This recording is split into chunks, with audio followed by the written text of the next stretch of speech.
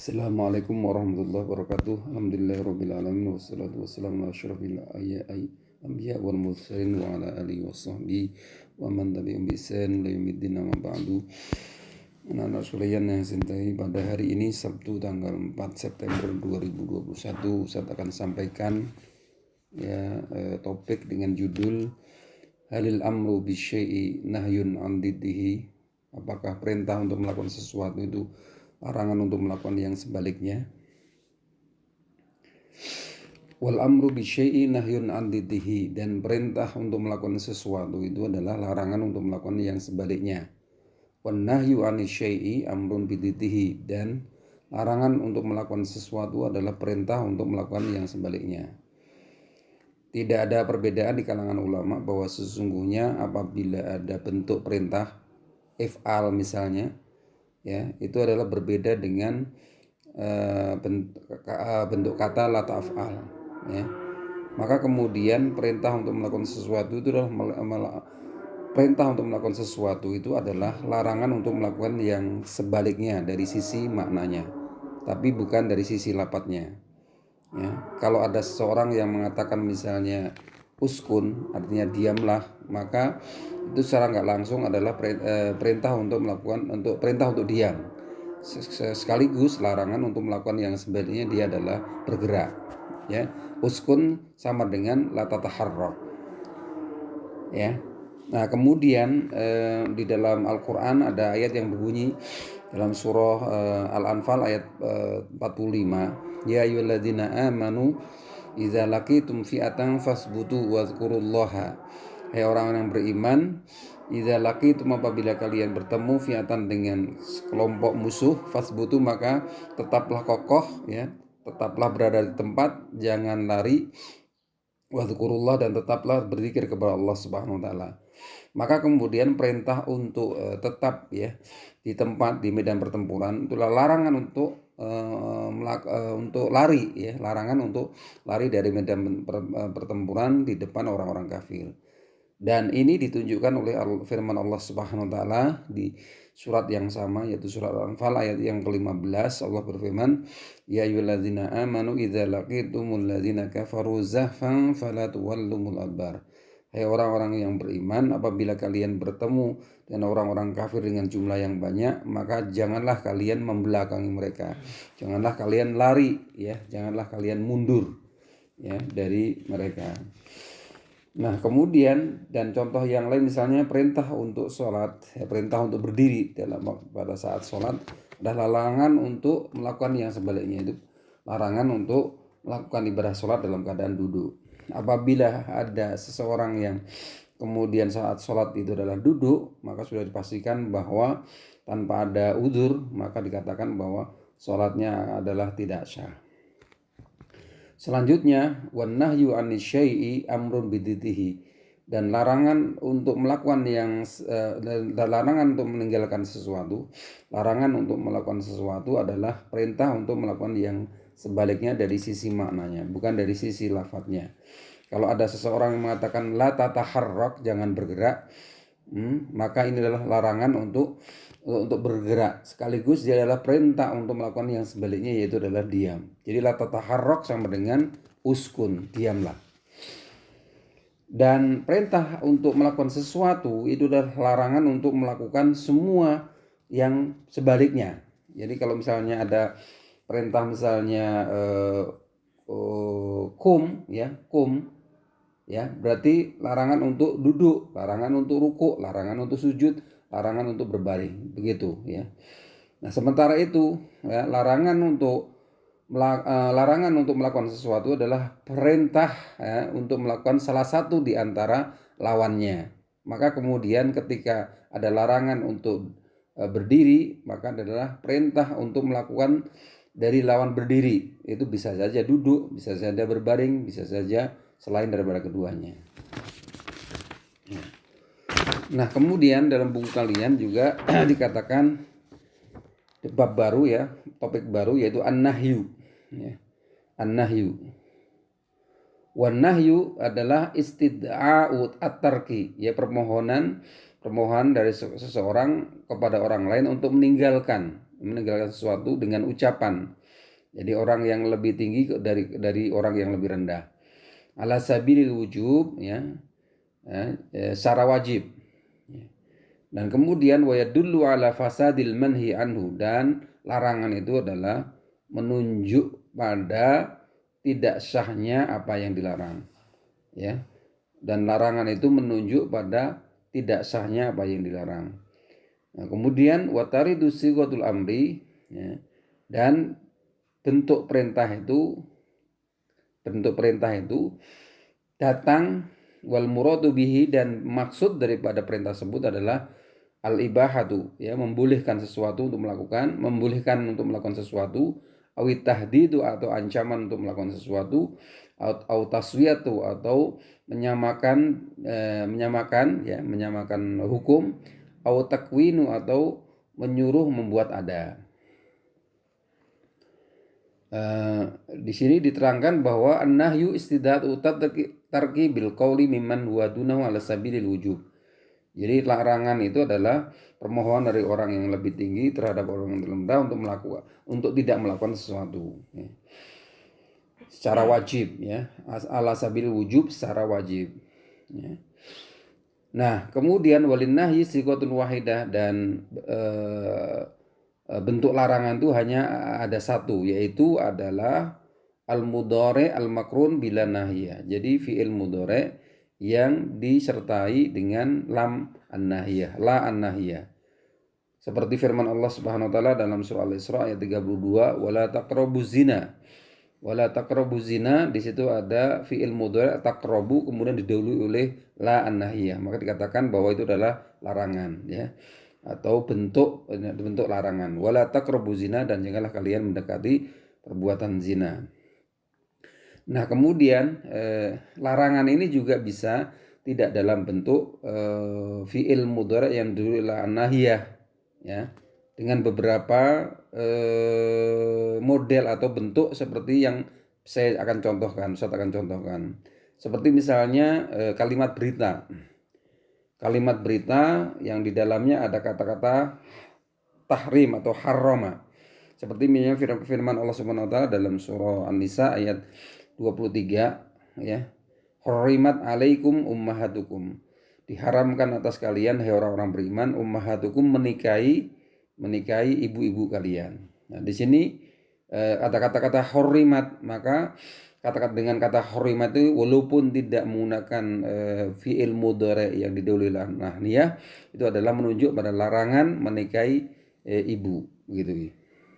Kemudian juga seperti firman Allah SWT dalam surah An-Nisa juga ayat 19, di situ ada ayat yang berbunyi ya ayyuhalladzina amanu, ya. Kemudian yang berikutnya adalah kalimat berita yang di dalamnya ada kata-kata la yahil, seperti misalnya ya ayyuhalladzina amanu, firman Allah dalam surah An-Nisa ayat 19, ya ayyuhalladzina amanu la yahillu lakum antarisun nisaa karha.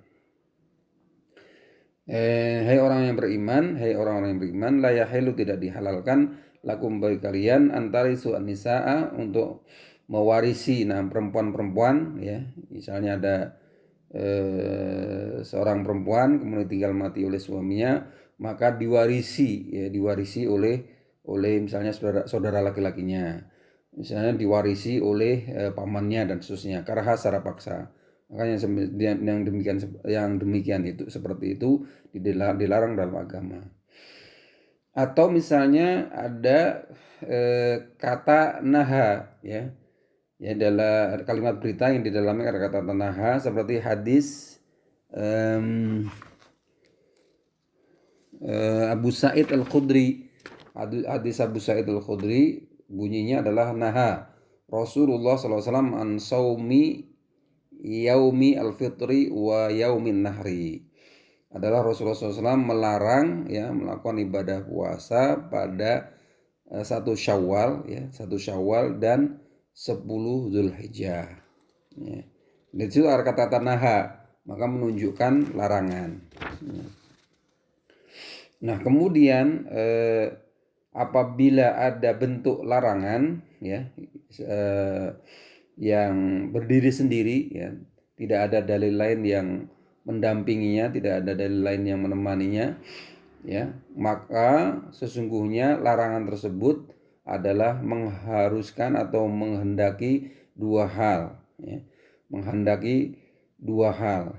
Yang pertama adalah tahrimu al-manhi anhu, ya, haramnya melakukan apa yang dilarang, ya. Hukum haramnya melakukan apa yang dilarang, ya. Ini misalnya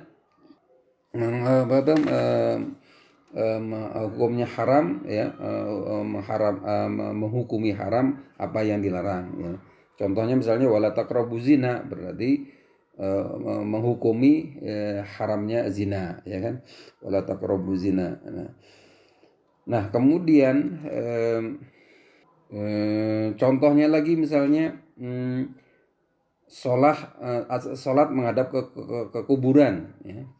Maka itu sudah dilarang dalam agama, ya, karena ada sebuah hadis dari Abu Marsad Al-Ghanami radhiyallahu anhu, semoga Allah meridhoinya, qala Rasulullah la tusallu ilal quburi, janganlah kalian melakukan ibadah sholat ke arah kuburan, wala tajlisu 'alaiha, dan janganlah kalian duduk di atas kuburan. Maka ini hadis ini menunjukkan bahwa haramnya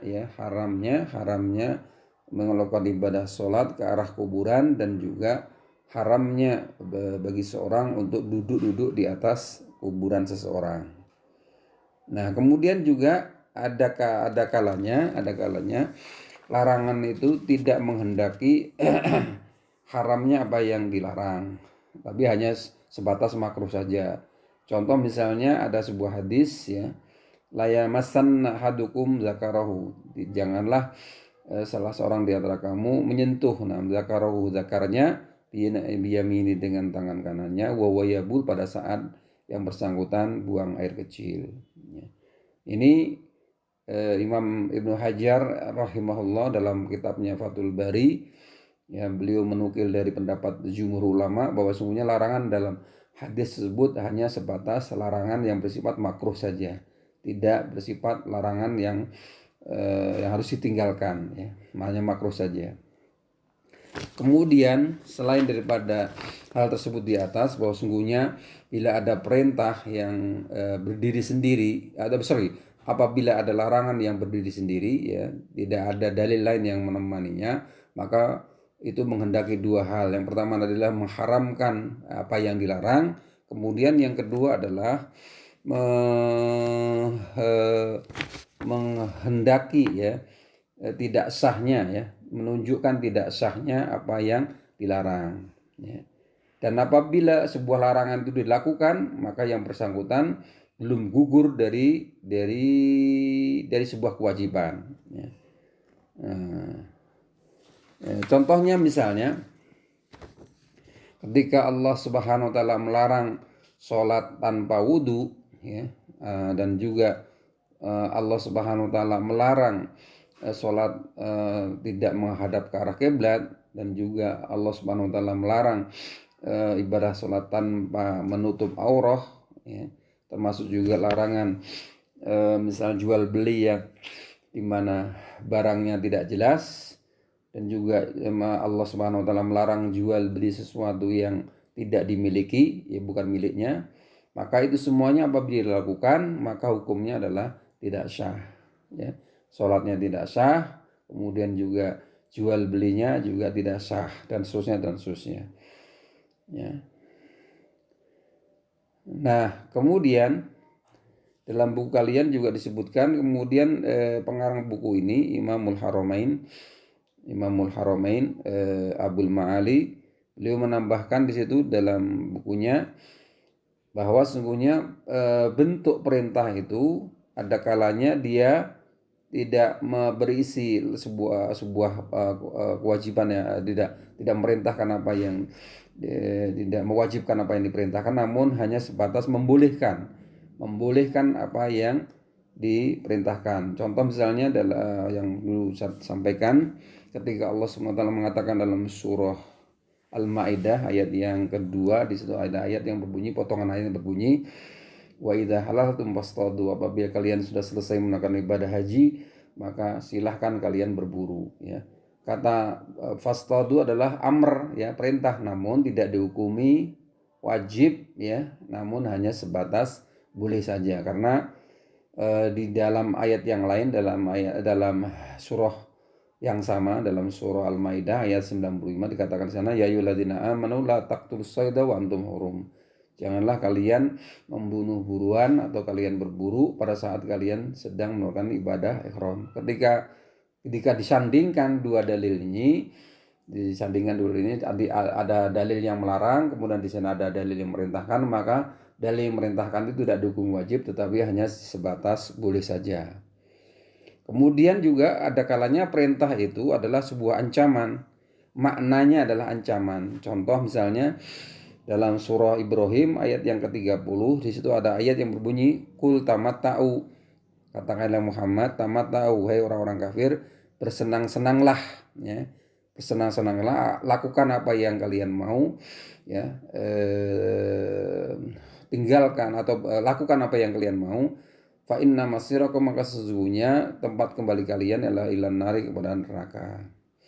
Ini ada kata-kata tamatta'u, bersenang-senanglah. Ini bukan berarti ini adalah perintah mewajibkan apa yang diperintahkan, tetapi justru sebalik, maknanya adalah ancaman kepada mereka-mereka yang kemudian melakukan apa saja yang dia mau. Karena dalam aturan Allah SWT itu ada perintah, ya, ada larangan. Kalau itu kemudian dilanggar, ya, yang perintahnya ditinggalkan, yang larangannya dikerjakan, maka konsekuensinya adalah nanti masuk neraka. Ya. Kemudian juga di sana ada juga makna taswiyah. Ada taswiyah itu artinya membuat sama, ya. Contoh misalnya dalam surah Namtur ayat yang ke-16 itu ada ayat yang bunyi fasbiru aw la tasbiru. Bersabarlah atau kalian tidak bersabar. Artinya di sini bukan merintahkan untuk bersabar, karena apa? Karena fasbiru ini diiringi juga dengan kata-kata aw la tasbiru. Maka yang dimaksud adalah kalian sabar atau tidak sabar sama saja, begitu maksudnya.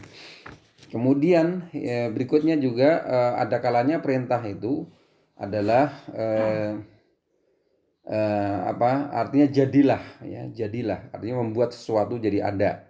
Contoh misalnya dalam firman Allah dalam surah Al-Baqarah ayat 65, di situ ada ayat yang bunyi kunu, ya. Kunu artinya dari fiil kana yakunu. Ya, artinya jadilah kalian semuanya qiradatan kera-kera khasiin yang hina, ya. Nah, itu beberapa hal terkait dengan topik an-nahyu, ya. An-nahyu, ya. Dan mudah-mudahan kalian bisa memahami apa yang Ustaz sampaikan tadi. Ya, saya bisa coba simpulkan bahwa sesungguhnya perintah untuk melakukan sesuatu itu adalah larangan untuk melakukan sebaliknya. Kalau ada seorang misalnya mengatakan kum, berdirilah, maka larangan untuk melakukan yang sebaliknya. Sebaliknya daripada kum adalah julus, ya. Ketika ada kum berarti jangan duduk, ya. Sehingga kum sama dengan la tajlis. Wa nahyu anisy, dan larangan untuk melakukan sesuatu adalah amru bididihi. Ketika ada orang mengatakan la tajlis, ya, janganlah duduk, maka adalah perintah untuk berdiri. Jadi la tajlis sama dengan kum, begitu, ya. Kalau dalam contoh tadi Ustaz contohkan perintah, misalnya perintah untuk diam, uskun, maka sama dengan la tataharrak. Atau an-nahyu anisy amrun bididihi, atau misalnya la tataharrak, ya, larangan untuk bergerak, berarti sama dengan uskun, begitu. Nah, kemudian apa itu larangan? Larangan adalah permohonan dari atau tuntutan, ya, tuntutan dari seseorang kepada orang lain yang lebih rendah derajatnya untuk meninggalkan sesuatu. Misalnya la tajlis, ya, kada seorang mengatakan la tajlis, ya, seorang guru mengatakan kepada muridnya la tajlis, janganlah duduk, maka itu adalah sebuah larangan, ya, yang kemudian makna daripada larangan itu adalah mewajibkan untuk meninggalkan apa yang dilarang. Kemudian juga larangan itu adalah menunjuk kepada tidak sahnya apa yang dilarang. Artinya kalau apa yang dilarang itu adalah dilakukan, maka hukumnya adalah tidak sah. Kemudian mu'allif atau pengarang buku ini Imamul Haramain menambahkan terkait dengan topik perintah, bahwa perintah itu bisa saja dimaknai dengan boleh, bisa dia dimaknai boleh, bisa dimaknai sebuah ancaman, bisa dimaknai sebuah penyamaan, bisa dimaknai sebuah pembentukan, ya. Beberapa contoh tadi saya contohkan kepada kalian semuanya. Demikian yang Ustaz bisa sampaikan pada kesempatan kali ini. Mudah-mudahan kalian bisa memahaminya. Akhirul kalam. Wassalamualaikum warahmatullahi wabarakatuh.